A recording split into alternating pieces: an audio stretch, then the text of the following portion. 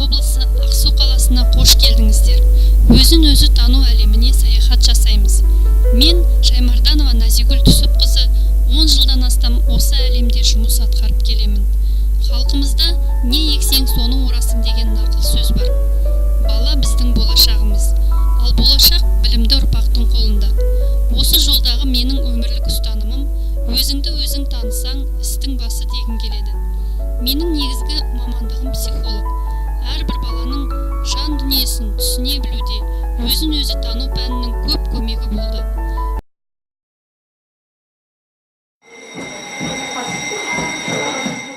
Сәлеметсіңдер ме балалар? Сәлеметсіздер.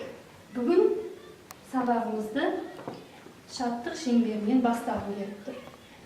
Мен сендерге бүгінгі сабағымызда сәттілік тілеймін, көңіл күйлерің жақсы болсын, осы сабақтан жақсы білім алып шығуларына тілектеспін. Ал енді менің қасымда отырған Данэль, мен саған бүгінгі күнің сәтті өтсін дегім келеді, көңіл күйің жақсы болсын. Мен саған оқуда озат болуды тілеймін. Рахмет. Арайлы, мен саған дәулет болғым келеді. Неме тілейсің? Дәулет болғым. Дәулетті бол деп тілеймін. Жарайды, ары қарай кет. Ислам бақытты бол. Рахмет айтуды ұмытпайық, иә балалар? Рахмет. Амина мектепті алтын белгіге бітір. Рахмет. Денсаулығың зор болсын. Рахмет. Данирис, оқуда озат бол, ешқашан ауырма. Рахмет. Мен сізге жасыңыз 100-ден ассын, отбасыңыз тыныш болсын деп тілеймін. Көп рахмет, Рауан. Көптен көп рахмет, балалар. Бір-бірлеріңе тілеген тілектерің қабыл болсын. Ал енді қазір мен сендерді тыныштық сәтіне шақырамын. Диванға жайғасыңыздар.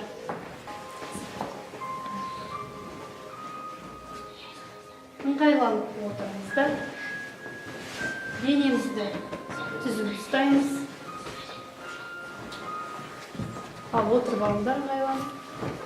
Арқамызды тигіземіз, қолымыз тіземізде. Дем аламыз, Қазір біз сіздермен музыка әуенімен мен айтқан сөздерді тыңдап, толық дем аламыз. Көзімізді жұмуға болады. Терең тыныс аламыз. Елестетіп көріңіздер. Күн нұры сіздің төбеңізден өтіп, кеудеңізге қарай бойлап барады. Кеудеңіздің орта тұсында гүл түйнегі орналасқан. Гүлдің түйнегі нұрдан баяу ашылып келеді. Балғын және таза әсем гүл сіздің әр ойыңызды, әр сезіміңізді, эмоцияңыз бен тілек қалауыңызды шайып, жүрегіңіздің қауызын ашты. Нұр сәулесі сіздің бойыңызға ақырын тарай бастағанын елестетіңіз. Сіздің басыңыз түгелдей нұрға бөленді. Басыңызға тек қана ізгі ойлар, сәулелі ойлар келеді. Нұр бірте-бірте қарқын алып, шұғылалана бастады. Сіздің денеңізден шығып, жан-жағыңызға сәуле шашады. Осы нұрды туысқандарыңа, ата-аналарыңа, ұстаздарыңа, достарыңа бағыттаңдар. Немесе белгілі бір себептермен ашуланып, сөзге келіспей қалған достарыңа, сөйлеспей жүрген достарыңа жіберіңдер. Сол нұрды оларға да бағыттаңыздар. Осы нұр олардың жүрегінде тек қана жақсылық ұяласын. Олардың да жүректері нұрға бөленсін. Осы нұр бүкіл әлемге, барлық адамдарға, жан-жануарларға, өсімдіктерге, барлық тірі жандарға таралсын. Ғаламның барлық түкпір-түкпіріне нұр бағыттаңыздар. Ойша айтыңыз. Мен нұрлымын. Менің ішімде нұр. Мен нұрмын. Енді ақырын баяу көзімізді ашуға болады. Әмина, қалай? Қалды. Неге? Әмина, қалай әсер етсің? Өлген. Иә. Өлген. Айта ғой. Қатты әсер етті ме саған? Көз алдарыңа не елестеді? Кім айтамын? Нұрлы бала. Нұрлы бала елестеді. Нұр деген не ол өзі? Айта ғой. Мен табиғатта болдым. Ага. Анда күн шуағы маған жарқырап тұрды. Жарқырап көрініп тұрды. Иә. Сосын мен арайлымнан кешірім сұрағым келді. Кешірім сұрағың келді ме? Өте жақсы. Кешірім сұрадың ба? Ішімнен сұрадым одан. Ішіңнен сұрадың, е? Иә. Жақсы, жарайды, рахмет. Ал арайлым, сен Маған күннің көзі, ал күннің көзі барлық сәулесінен барлық адамдарға беріп жатыр күн сәулесін. Сондай елестеді, е? Сондай сәт елестеді. Жақсы, рахмет. Жақсы, рахмет балалар. Енді мен сендерді үстел басына шақырамын. Отыра қалайық орныңызға. Мұқият қарап отырыңдар.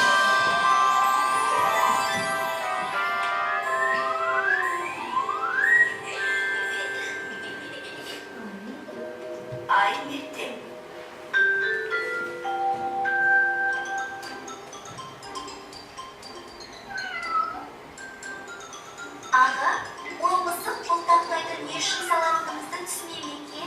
Түсінбесе де, ол далаға шығу үшін көзіне көрініп тұрған нәрсеге өрмелейтіні анық. Міне, өрмелеп келе жатыр. Шықты, сүт сүйкімді екен. Шұңқырға өзі түсіп кетті ме екен? Дана, мысық өте сақ әрі шапшаң қозғалады. Өзі түсіп кетуі мүмкін емес. Оның қатыгез адамгершілігі жоқ біреу тастап жіберген ғой. Аға, адамгершілік деген не? Адамға тән мейірімділік, қайырымдылық, кешірімділік сияқты түрлі ізгі қасиеттер бір сөзбен адамгершілік деп аталады.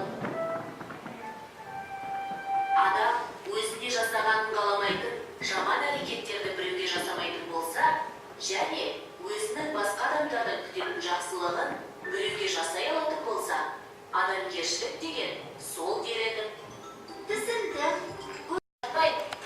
Төле би атамыз ел басына қауіп төнген кездің өзінде адамгершіліктен аттамау үшін жаудың ортасында қалудан қорықпай отыра берген. Қалайша? Басынан бастап айтып беріңізші. Жоңғар әскері қазақ жерін таптап келе жатады. Жолдағы елдің бәрі жан-жаққа қашып көше бастайды. Сонда жалғыз үй көшпей отыра береді. Жоңғар қоңтайшысы батырларын жұмсап, анау жалғыз үй неғып көшпей отыр, барып біліп келіңдер дейді. Келсе, ол Төле бидің үйі екен. Жоңғарлар әкіреңдеп, жұрттың бәрі көшіп кеткенде, сен кімсің, неғып отырсың дейді. Төле би олардың алдынан шығып, жігіттер, сабыр етіңдер, алдымен үлкен кісіге сәлем қайда дейді. Әдет дәстүрден бір сүрінген олар сәлем берсен. Енді тыңдаңдар деп сөз бастайды Төле би. Шаңырағыма қарлығаш ұя салып еді. Сол қыз сарауыз балапандарын қанаттанды өргізіп жеткізгенше, мен еш жаққа көшпеймін. Қарлығаш қасиетті қыз, адам баласының досы. Ал балалар, сендерге ұнады ма? Иә. Төле би ата өте адамгершіл. Адамгершілігі жоғары. Жау келе жатқанда басқа адамдар секілді қорқып басқа жерге көш кетпей, ол қарлығашты өз жерін қорғады. Қорғап қалды. Жақсы, рахмет. Біз бұл жаңағы көріністерде қандай жақсылықтарды байқадық? Мен осы көріністерде адамгершілік деген жақсылықты байқадым. Дана мен және оның ағасы ойнап жатты. Олар бір шұңқырдағы мысықты көріп қойды. Олар жай қасынан өтіп кетуі мүмкін еді. Бірақ олар осы мысықты құтқарды. Өте жақсы, рахмет. Балалар, бұл жерде жаңа сендерге адамгершілік қасиеттері туралы түсінік айтылды, е? Адамгершілік дегеніміз не екен сонда? Қансы? Ол мейірімділік, кешірімділік, қайырымдылық және тағы да басқа жақсы адамға тән қасиеттер. Өте тамаша, өте жақсы. Оны қалай сипаттап айтуға болады? Айта ғой, Арман. Адамгершілік, ол біреуге жақсылық істеу, біреуге жамандық ойламау, мысалы мейірімділік болуға, ол кешірімді білу керек. Ол мысалы оған басқа бір кісі тәрбие жерге жатып тастаса, ол кешірімді білу керек. Ол одан кек сақтамау керек. Өте жақсы, өте жақсы. Төле би ата өте адамгершіл. Адамгершілігі жоғары. Жау келе жатқанда басқа адамдар секілді қорқып басқа жерге көш кетпей, ол қарлығашты өз жерін қорғады. Қорғап қалды. Жақсы, рахмет. Біз бұл жаңағы көріністерде қандай жақсылықтарды байқадық? Мен осы көріністерде адамгершілік деген жақсылықты байқадым.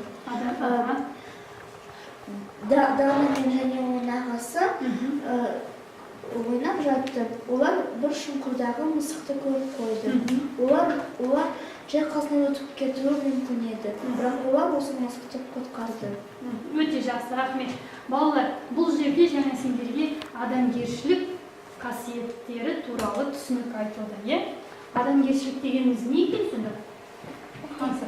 Ол мейірімділік, кешірімділік, қайырымдылық және тағы да басқа жақсы адамға тән қасиеттер. Өте тамаша, өте жақсы. Қазір біз тест жұмыстарын орындаймыз. Қаса ғой. Сұрақты оқы. Фильм не туралы екенін көрсетіңіз. Адамгершілік қасиеттер туралы. Қаса ғой. Фильмнің неден басталғанын көрсетіңіз. Алан мен Дана мысықты шұңқырға түсіріп алды. Алан мен Дана мысықты шұңқырдан шығарды. Алан Данаға аңыз айтып берді. Дана Аланнан адамгершілік туралы сұрады. Қалай басталды? Алан мен Дана мысықты шұңқырдан шығарды. Жақсы,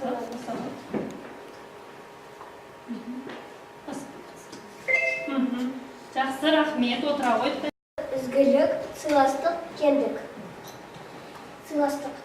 Қайсысы артық деп ойлайсың? Артық. Міне қисын бойынша артығын тауып. Күндестік. Қорапқа. Дұрыс екен. Келесін оқи ғой. Қамқорлық, ізеттілік, қиянатшылдық, жауаптылық. Қиянатшылық. Артық деп ойлайсың, е? Жақсы, рахмет. Тамаша дейді балалар. Ойын сәтті аяқталды дейді. Барлығы дұрыс орындадық, е? Сонымен балалар, мен сендерге бүгінгі сабаққа жақсы қатысқандарың үшін көптен көп рахмет айтқым келеді. Кімнің қандай қорытынды сөз айтқысы келеді? Айта отырыңыз. Мен адамгершілік болу, ол тек қана мысалы жақсы болу емес, мысалы ол мысалы құтқару, біреуді құтқару, мысалы батыл болу деп ойлайсың. Айша. Әрқашанда жақсылық істеп, жақсы көңіл күймен барлық жақсылықтарды жақсы көңіл күймен жасау. Барлықтарың жақсы адам болып өсіңдер деп тілегім келеді сендерге. Ал енді қазір сабағымызды жақсы адамдар деген өлеңмен аяқтайық, е? Иә. Отыра қалам, жарты шеңбер бол.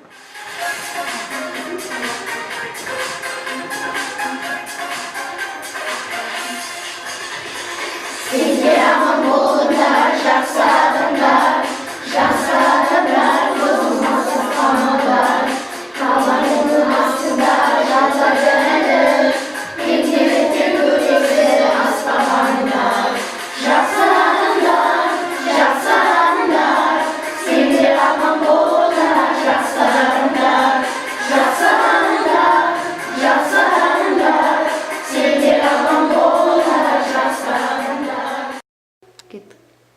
4-ші сынып оқушыларымен жақсылыққа жақсылық тақырыбында өткізілген сабақта балалардың сүйіспеншілік, адамгершілік құндылықтарын кеңейту мақсаты қойылды.